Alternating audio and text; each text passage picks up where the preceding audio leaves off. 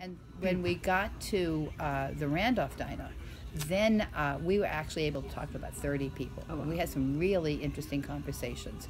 There was one booth that had 4 men in it, okay. And 3 of them said, we're Democrats. The other guy said, I'm a Republican. I said to them, so talk to him. Let him know. Because basically what I'm saying to people is that it's not about Democrat or Republican. It's about inclusion and having all the voices that are part of the county represented in the decision-making process. And our Freeholder board has been solidly Republican for the last 40 years. And that's just not inclusive.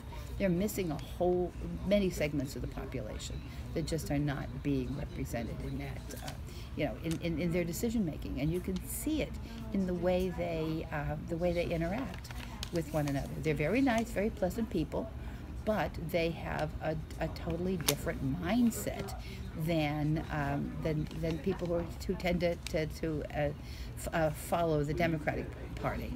So I basically say that any issue has two components, 2 main components. What does it cost, and what's its impact? And if you're a Republican, the first question you're going to ask is, what does it cost? And if you're a Democrat, the first question you're going to ask is, what's the impact? Who does it impact? How does it impact them? And that's the major difference. So we're both looking at the issues, we're just looking at them at very different perspectives.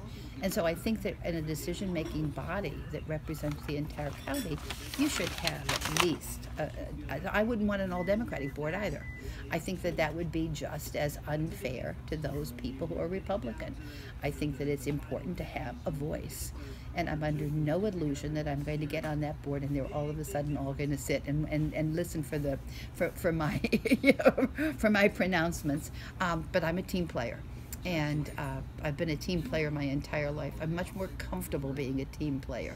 I'm saying to people, put an educator on the board, because to me, it's the task of the board is to address multiple issues, and that those issues have many different ways of being resolved.